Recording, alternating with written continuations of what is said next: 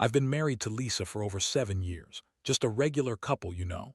We met in college, got married soon after graduation. Life was predictable, comfortable.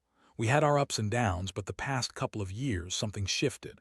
I could feel it, a slow creeping sense that something was off, but I ignored it. Maybe I was just getting old, becoming boring. Lisa often said I was too serious, that I needed to lighten up. We had this conversation more than once.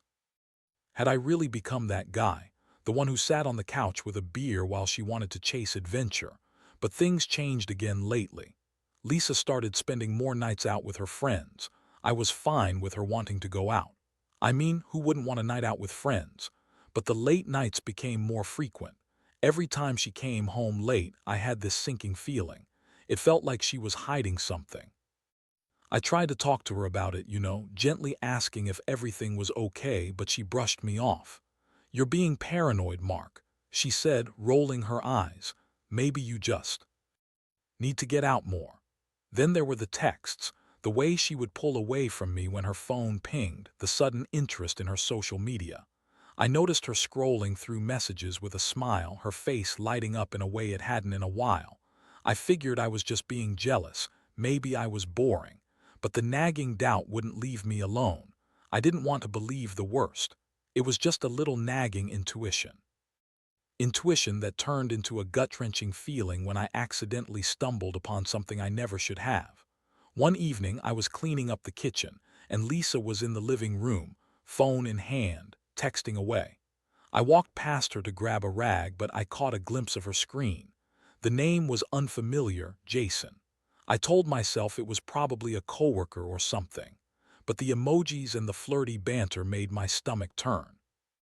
When she saw me looking, she quickly locked her phone and shot me an annoyed glance. "What?"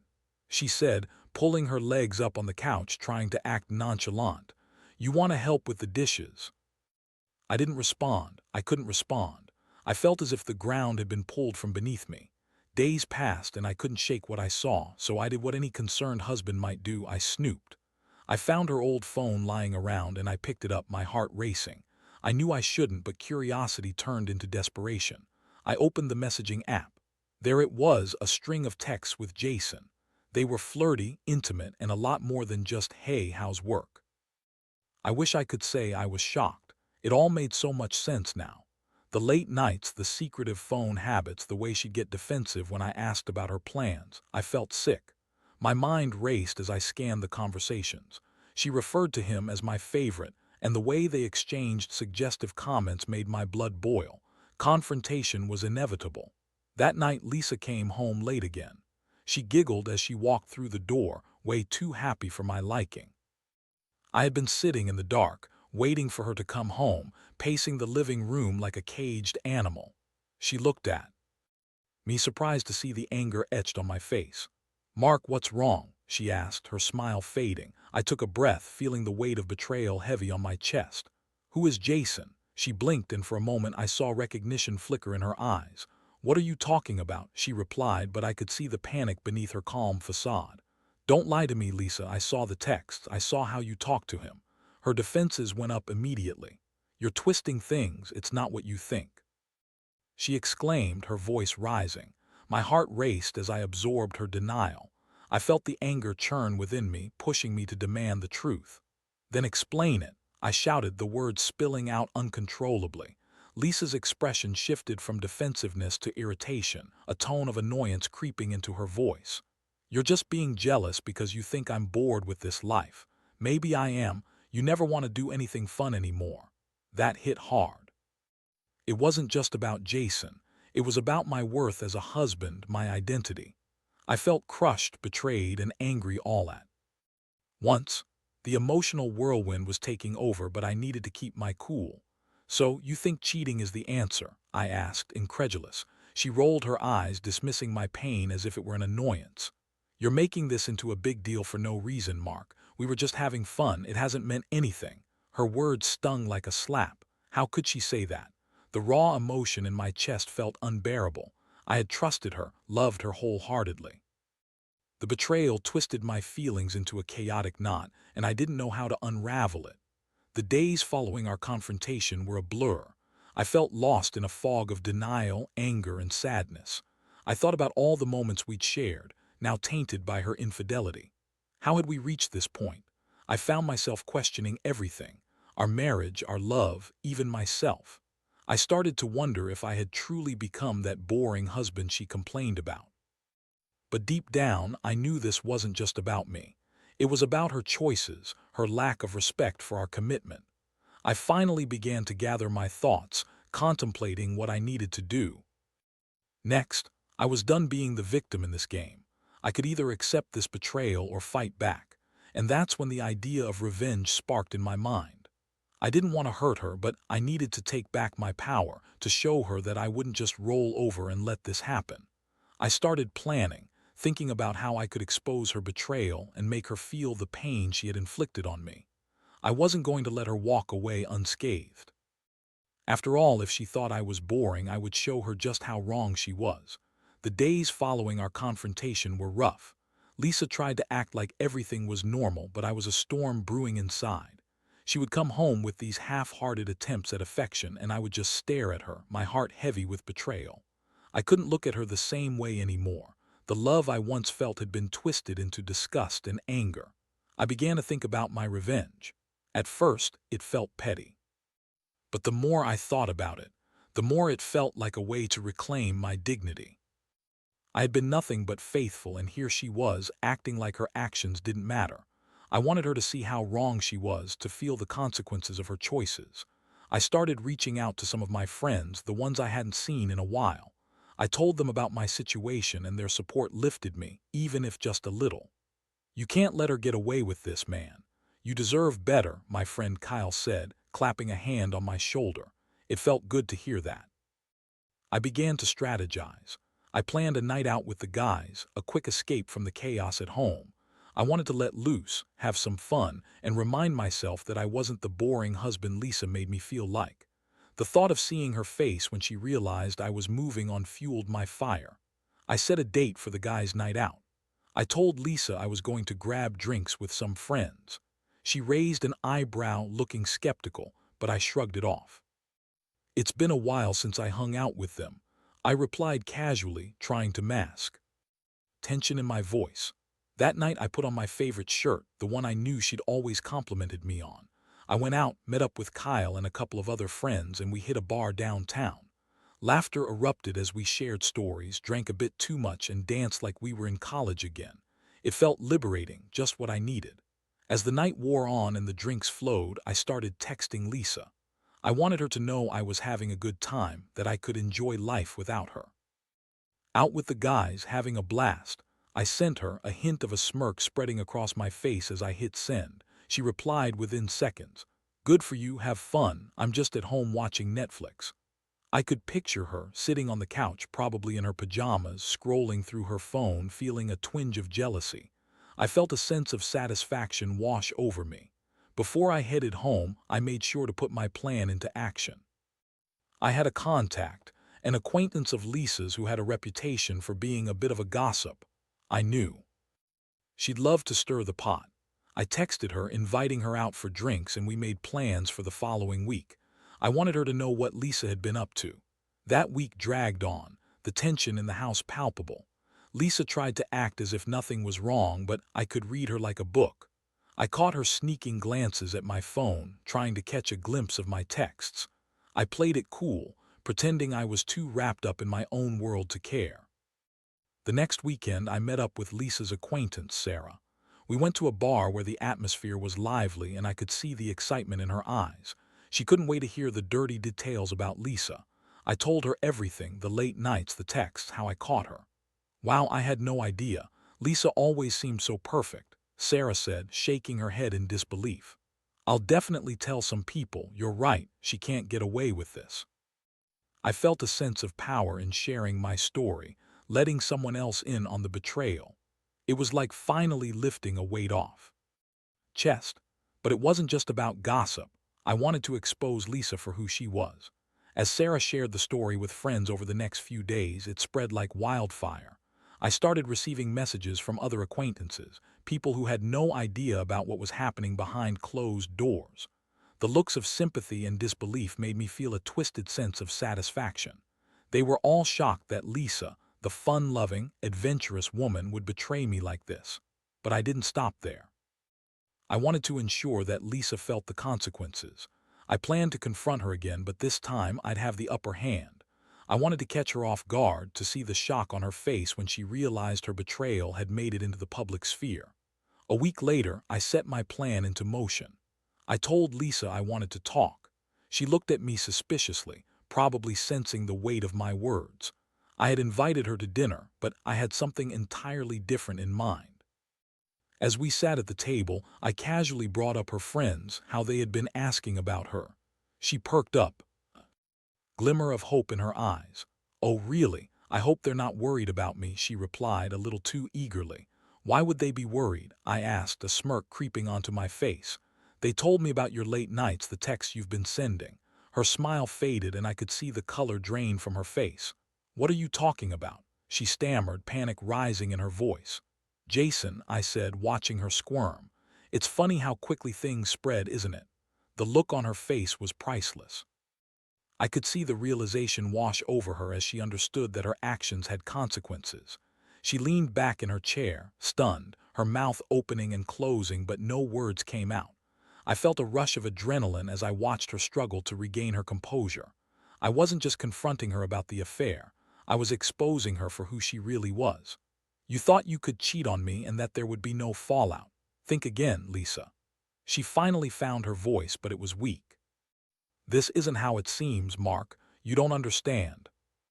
"No, I think I understand perfectly," I replied, my heart pounding in my chest. I was finally taking a stand, but before I could finish my thought, she interrupted, desperately trying to spin the narrative. "You've been boring, Mark. I wanted excitement and I thought I could find it, but you don't understand." I had had enough of her excuses. "No, you don't get to twist this on me. You made your choices, Lisa. This isn't my fault." As the tension mounted, I realized that this confrontation was the beginning of my own journey towards reclaiming my identity. It wasn't just about revenge anymore. It was about standing my ground and showing her that I wasn't going to take this lying down. The aftermath of that dinner was like a storm. Lisa was furious, but I could see the fear in her eyes. She knew the truth had been laid bare, and the consequences were just beginning. I wasn't just going to let her walk away. This was only the start of my fight. Little did she know, I wasn't done yet. The game was just getting started. After our explosive confrontation, things shifted dramatically in our household. Lisa reacted in ways that I didn't expect. Instead of being apologetic or remorseful, she became defensive and combative. Every time I tried to bring up the affair, she would deflect, turning the conversation back on me and my supposed shortcomings. "You're the one who's made this marriage boring," she would say, her voice dripping with contempt. "Maybe I wouldn't have had to look elsewhere if you weren't so wrapped up in your own head all the time." It was infuriating. I felt as if I was standing in a whirlwind of chaos, trying to ground myself while she was spinning out of control. I couldn't believe how she was managing to twist the narrative back onto me. It was a classic manipulation tactic, and I was no longer willing to play along. I had to hold my ground and make her face the reality of her actions. I started keeping a record of everything she said and did. Every time she made an excuse or tried to shift the blame back onto me, I would write it down. I knew this wasn't just about me regaining my dignity. It was about showing her that her actions had consequences. I wanted to make her realize that I wasn't the only one who had feelings in this marriage. One evening, after another failed attempt at a civil conversation, I decided to take a more direct approach. I set up a meeting with a close friend, Amy, who knew both of us well. I wanted to reveal the truth about Lisa's affair and see if she could help me bring some clarity to the situation.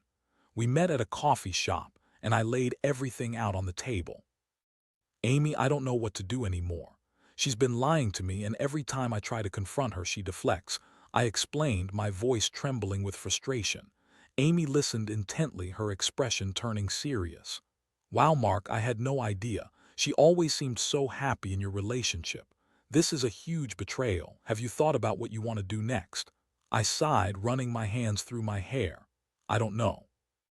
Part of me wants to work it out, but another part is just so angry. I feel like I need to make her feel what I felt. You deserve respect, Mark. It's your call, but if it were me, I wouldn't let her walk away without consequences. It's not about revenge. It's about standing up for yourself, she said, her eyes steady and supportive. As we talked, I realized that my motivations had shifted. This wasn't just revenge anymore. It was about reclaiming my self-worth and establishing boundaries.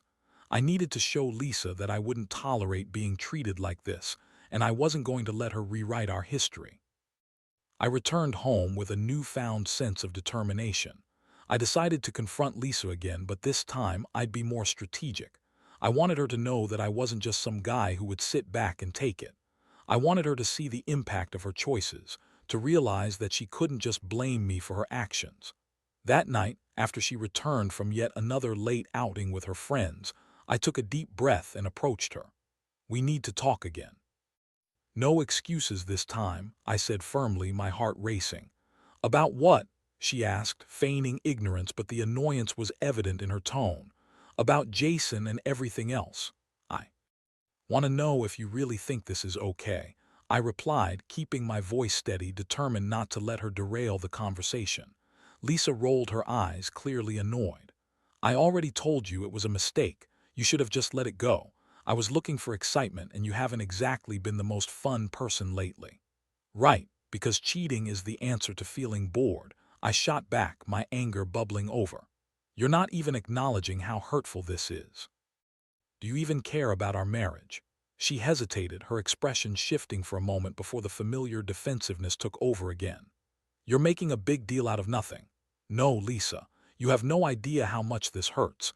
You think I'm boring, but your actions prove that you never even tried to communicate with me, I said, trying to keep my voice calm amidst the chaos of my emotions. Suddenly, I had an idea. I think it's time we involve someone else. I want you to go to couples therapy with me. You need to talk to a professional about this. I want to understand why you thought this was okay, I said, trying to maintain an air of control. Her eyes narrowed, and I could see the anger boiling beneath the surface. You really think that's going to help?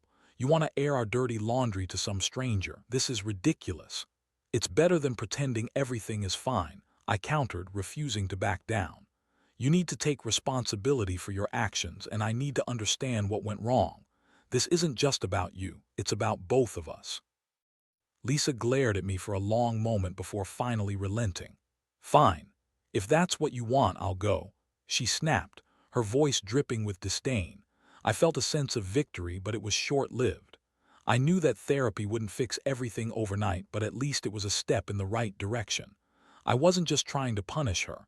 I was trying to make her see the impact of her choices and force her to confront the feelings behind them. Over the next few weeks, the tension in our home continued to mount. I was still angry, hurt, and confused. Lisa and I attended therapy sessions, but she often deflected questions, unwilling to take responsibility for her actions. I started feeling like I was fighting a losing battle. The therapist would ask her how she felt about what she did, and she'd often respond with, "I just wanted to feel alive again." It was frustrating, to say the least. I was desperate for understanding, for an acknowledgement that what she did was wrong, but all I got were vague answers and more deflection.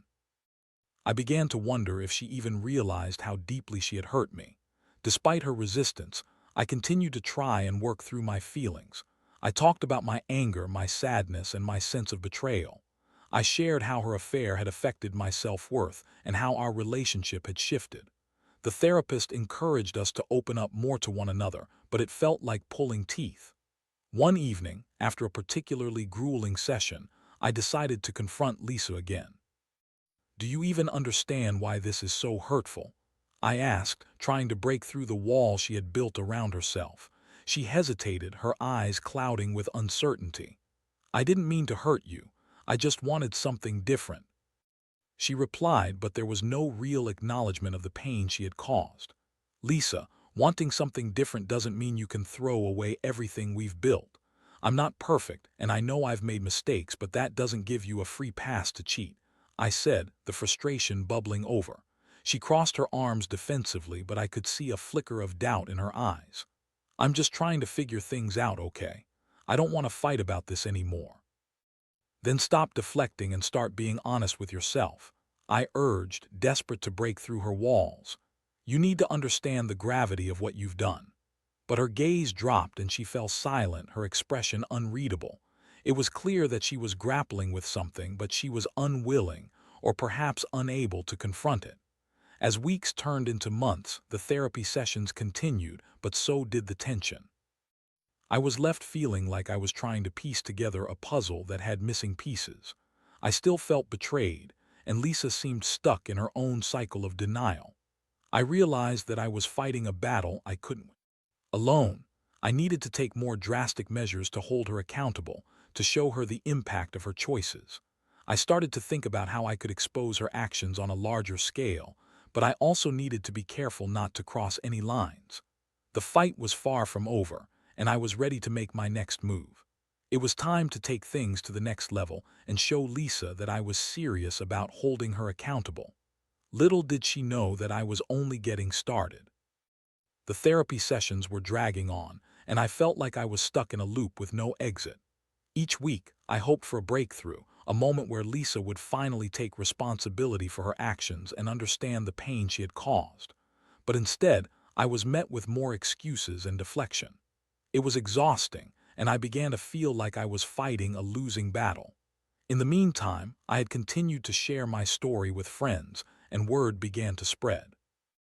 I learned that Lisa's reputation was on shaky ground, thanks to the whispers of her affair. I could see the tables turning. Friends who had once adored her were starting to question her choices. Part of me felt satisfaction in this. Perhaps it was a small taste of the consequences she needed to face. One evening, after another frustrating therapy session, I sat down with Amy again. I needed her input. I'm running out of patience with her, Amy. I don't know how many more sessions I can take where she won't even acknowledge what she did. I vented, pouring my heart out to her. Have you considered that she might be in denial? Amy asked, her brow furrowing with concern. It's a defensive mechanism. Some people can't handle the reality of their actions. Denial or not, she needs to face the music, I replied, desperation creeping into my voice. I can't keep doing this. I feel like I'm losing myself trying to get through to her. Amy nodded thoughtfully. What are you thinking? You mentioned you wanted to hold her accountable. I took a deep breath, letting the idea crystallize in my mind. I think I need to expose her actions in a more public way. If she won't take responsibility in private, maybe the public will wake her up. I want her to really feel the consequences of what she did. Amy's eyes widened and I could see the concern etched on her face. Are you sure that's the route you want to take? It could backfire and it might hurt you in the long run too. I know it's risky, I admitted, but I don't want to be the only one suffering in silence. She needs to understand the weight of her choices. I still love her in some twisted way, but I can't keep pretending everything is fine. After deliberating, I decided to take action. I called a few of our mutual friends and organized a gathering, a dinner party where I could make my intentions clear, where I could expose Lisa's betrayal to the people that mattered. I knew this would not only put her on the spot but also force her to confront the reality of her actions. On the day of the dinner party, I felt a mix of anxiety and excitement. Lisa had no idea about my plans. I thought about how I would approach the situation as I prepared the food and set the table. When our friends began to arrive, I put on a mask of normalcy, pretending everything was fine. Lisa came home from work and I greeted her with a casual kiss on the cheek, hiding my true intentions. She seemed to sense that something was off, but I brushed it aside, insisting that I was just excited to have everyone over. As our friends settled in and the conversation flowed, I could see Lisa relax, her laughter filling the room. As the night progressed, I decided it was time to make my move. I gathered everyone around the dining table, preparing for what would be the most difficult moment of my life. Hey everyone, thanks for coming tonight. I really appreciate you all being here. I started, my voice steady but my heart racing. Lisa looked at me, her smile fading as she sensed the tension. What's going on, Mark? She asked, her eyes narrowing with suspicion. I have something important to share, and I think you all deserve to know. It's about Lisa, I said, taking a deep breath. The room went silent and I could feel the weight of their attention on me. I glanced at Lisa, whose expression shifted from confusion to anger as realization set in. Lisa has been unfaithful to me, I stated, my voice firm. She has been having an affair with someone named Jason. Gasps erupted from around the table and Lisa's face flushed with rage. How dare you? You're just trying to embarrass me, she shouted, her voice shaking with anger. I pressed on, knowing that I needed to keep my composure. I'm not trying to embarrass you. I wanted you to know the truth. Your actions have consequences and I'm not going to hide from them anymore. I deserve better than this. The reactions from our friends were mixed. Some looked shocked, others sympathetic. Mark, I had no idea, one of our friends, Jenna, said softly. I'm so sorry you're going through this. Thank you, I replied, grateful for their support. I continued, I don't want to create a scene, but I need to be honest about what's happening. It's not fair for me to suffer in silence while she pretends everything is fine. Lisa shot daggers at me, her eyes filled with fury. You're unbelievable. You're ruining everything. Maybe you should have thought about that before you chose to cheat, I retorted, standing my ground. The tension in the room was palpable as our friends exchanged wary glances. I could see their discomfort, but I knew I had to follow through. I was done being afraid of her anger. I was reclaiming my voice. Lisa, I'm not here to make you the villain. I just want you to acknowledge what you've done. You need to face the truth, not just for me, but for yourself, I said, hoping to reach her in some way. For a moment she seemed lost for words. I could see the fight leaving her as she processed the gravity of the situation. One of our friends, Mike, finally spoke up. Lisa, we're all here for you, but you need to understand that this isn't just Mark's issue. It's something that affects all of us and we care about both of you. I just wanted to feel something different, she finally exclaimed, her voice cracking. This life has been so boring. I felt my heart break a little at her admission. But you didn't just seek excitement, you tore apart our lives in the process. You could have talked to me, Lisa. We could have worked through this together, I said softly, trying to reach the part of her that still cared. Tears welled in her eyes, and for a brief moment I thought I saw a flicker of remorse. But just as quickly she hardened again, crossing her arms defensively. You don't understand anything. Then help me understand. Be honest with yourself, Lisa. This isn't just about getting caught. It's about facing who you've become. I pressed, my voice tinged with desperation. Our friends watched quietly, absorbing the weight of the moment. Lisa stood there, her facade crumbling, and I could see the conflict brewing within her. Maybe I am lost, but that doesn't mean you get to throw this in my face like a weapon, she countered, her voice trembling as she fought against the truth that was beginning to surface. I'm not trying to weaponize this, Lisa. I just want you to acknowledge the pain you've caused, I replied, trying to keep my emotions in check. The room fell silent again and the tension was thick. I could see the wheels turning in her mind, and I hoped that somewhere inside, she was beginning to understand the impact of her choices. I took a deep breath, knowing that this was just the beginning of a long journey for both of us. I don't know where we go from here, but I do know that I can't keep pretending everything is fine. I need you to be honest with yourself and with me. The night ended on an uncertain note, but I felt a strange sense of relief. I had taken a stand, exposed the truth, and forced Lisa to confront her actions. Whether she would truly change remained to be seen, but I was ready to fight for my dignity and self-worth. I would no longer be the man she thought was boring. I would reclaim my identity, no matter where this journey took me. As I looked around at our friends, I could see the concern written on their faces. I knew that this wasn't just my battle. It was a collective struggle for respect and understanding. I was ready to face whatever came next, knowing that I was no longer alone in this fight. The aftermath of that dinner was a whirlwind of emotions. Lisa stormed out of the house that night, and I was left alone to process the confrontation. The silence pressed heavily on me, but I felt a strange sense of liberation. I had finally stood up for myself, even if it had come at the cost of a huge rift in our relationship. Over the next few days, Lisa avoided me. I tried reaching out, but she barely responded. I wanted to give her space, but it felt like a chasm had opened between us. The anger and hurt from her betrayal lingered, and I struggled to find a way to bridge the gap without sacrificing my dignity. I spent that time reflecting on what had happened. I would lie awake at night, replaying conversations, and wondering if I had handled things the right way. I thought about the years we'd spent together and the love we once had. It felt like a distant memory, overshadowed by betrayal and pain. Eventually, Lisa returned home one evening, her eyes puffy from crying. It was clear she had been struggling. "Can we talk?" she asked, her voice barely a whisper. I nodded, uncertain of what to expect. We sat across from each other at the dining table, the space between us filled with unspoken words. "I'm sorry for how I reacted," she began, her voice shaky. "I didn't handle things well at the dinner. I felt cornered and I lashed out." I watched her closely, trying to gauge her sincerity. "You hurt me deeply, Lisa. I never wanted to expose you like that, but I felt like I had no choice. You needed to face what you did." "I know," she replied, her eyes filling with tears. "I've been thinking a lot about everything. I don't want this to be the end of us, but I have a lot of stuff to work through. I don't even know why I let myself go so far." That admission hit hard. "Do you really understand the impact of your actions? It wasn't just a mistake, it shattered the trust between us," I said, trying to remain calm. "I do now," she said, her voice breaking.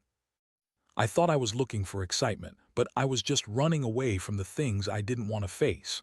"I never wanted to hurt you, Mark." I took a deep breath, trying to process her words. "If you're serious about wanting to work this out, we need to be honest with each other. No more excuses, no more deflection." She nodded, wiping her tears. "I promise. I want to go to therapy together, not just individually.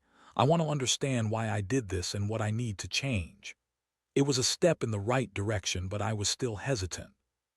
"I can't promise you that things will go back to how they were. It's going to take time for me to trust you again, Lisa." "I know," she replied, her voice steady. "I'll do whatever it takes to rebuild that trust. I want to fight for us, Mark." As the days turned into weeks, we began attending couples therapy together. It was a challenging process, filled with uncomfortable conversations and raw emotions.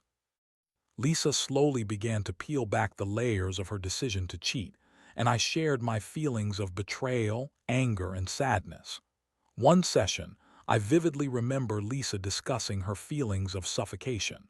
"I felt like I was losing myself," she admitted, her voice trembling. "I thought if I could find a spark elsewhere it would help me feel alive again, but I realize now that I destroyed the one thing that truly mattered." I listened, my heart heavy with mixed emotions. It was painful to hear, but I appreciated her honesty. "I understand the feeling of being lost, but that doesn't excuse what you did, Lisa. You could have talked to me, sought help, anything but cheating." "I know," she said softly.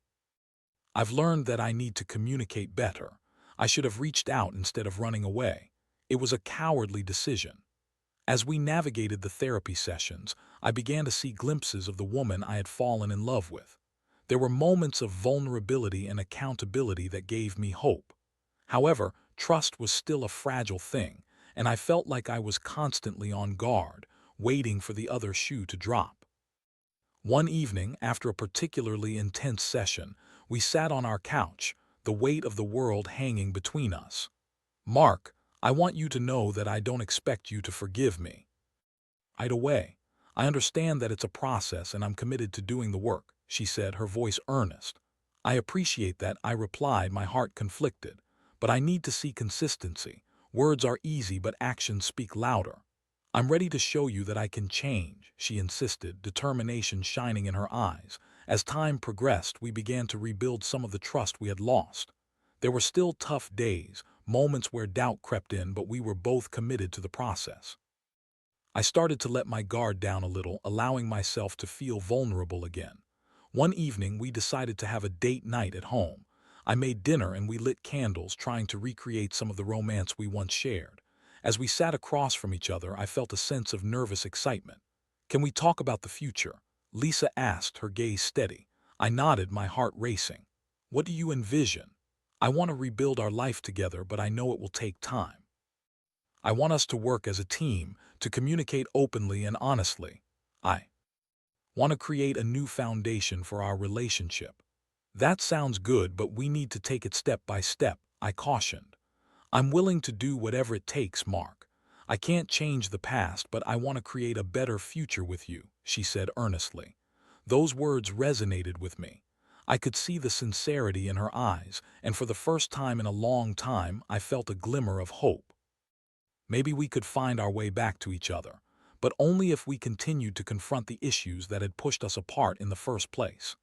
As the weeks turned into months, our therapy sessions continued to help us navigate the complexities of rebuilding trust. We learned to communicate better, to openly express our feelings without fear of judgment. One day, during a session, our therapist asked us to share our vision for our relationship going forward. As I listened to Lisa speak about wanting to build a life filled with love, support, and trust, I realized that I was beginning to believe in the possibility of a future together again. But even as we made strides in rebuilding our relationship, I remained cautious. I knew that healing takes time, and while we were on the right path, I had to keep reminding myself that forgiveness doesn't happen overnight. Gradually, Lisa started to prove her commitment to change. She made an effort to be more involved in our life together, planning outings and surprises that reignited the spark we once had. I appreciated those gestures, but I also recognized the importance of maintaining my own boundaries. I began to focus on my personal growth as well. I took up new hobbies, spent time with friends, and rediscovered parts of myself that I had neglected during the turmoil. I realized I was no longer just a victim of her choices. I was reclaiming my identity and finding strength within myself. As we continued to navigate this complex journey, I learned valuable lessons about love, trust, and forgiveness. It wasn't an easy path, but it was one I was willing to walk with Lisa, provided we both stayed committed to the process. Looking back on all that had transpired, I felt a sense of empowerment. I had fought for my dignity and refused to let betrayal define me. Together, we were slowly rebuilding what had been lost brick by brick, and I was cautiously optimistic about the future. With each passing day, I felt a little lighter, a little more hopeful. I had faced the darkness of betrayal and emerged on the other side, ready to embrace whatever came next. My journey wasn't over, but I was determined to see it through, no matter the outcome. Trust would take time to fully restore, but for the first time in a long time, I felt like we were heading in the right direction. I was ready for whatever came next, as long as we were both willing to put in the work. The fight wasn't over, but it was one I was prepared to face. As the months rolled on, the work Lisa and I put into our relationship began to yield results. We had our ups and downs, moments of frustration and times when it felt like the past threatened to pull us under, but we were determined to keep moving forward. I still had moments of doubt, but I was learning to communicate my feelings more openly instead of bottling them up. One evening, as we sat on the couch together, I noticed something had shifted between us.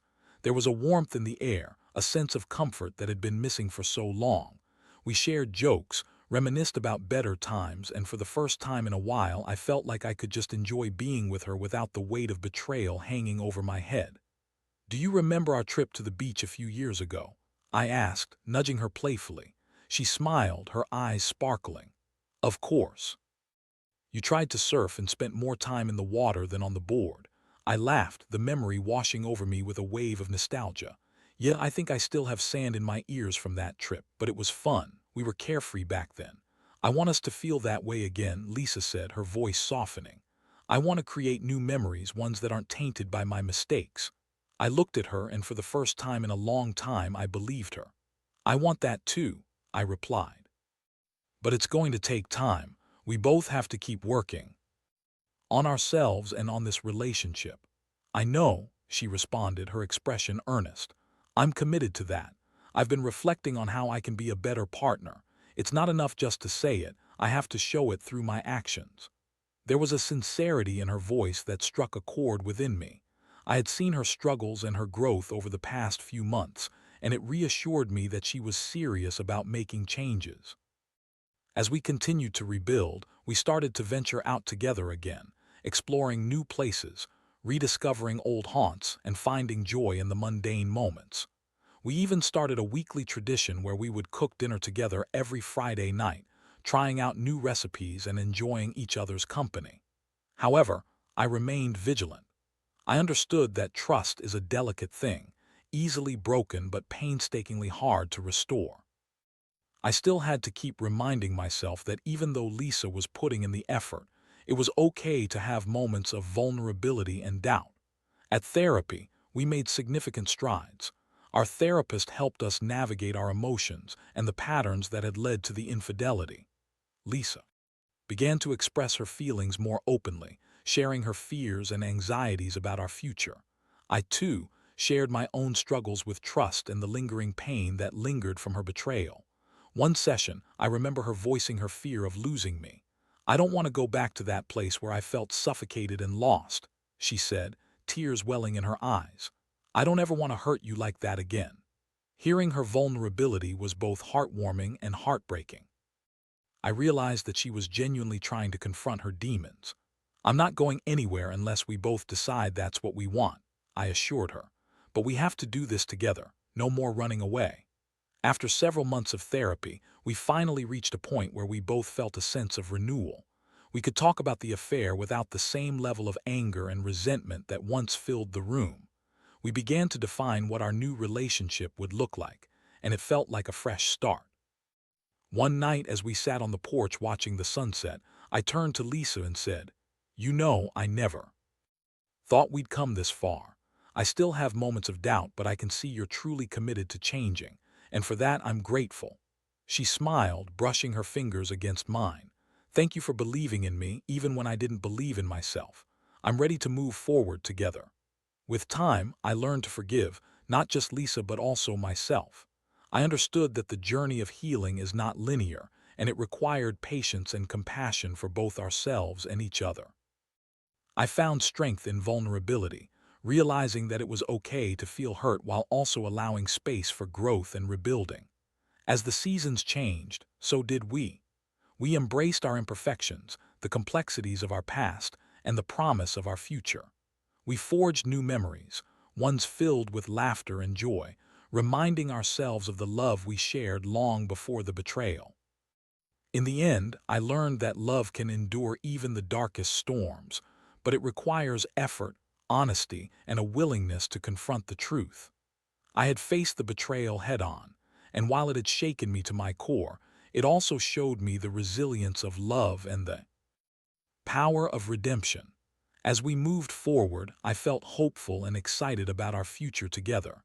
We had fought hard to get to this place, and I was determined to cherish every moment. Our journey was far from over, but we were ready to embrace it together.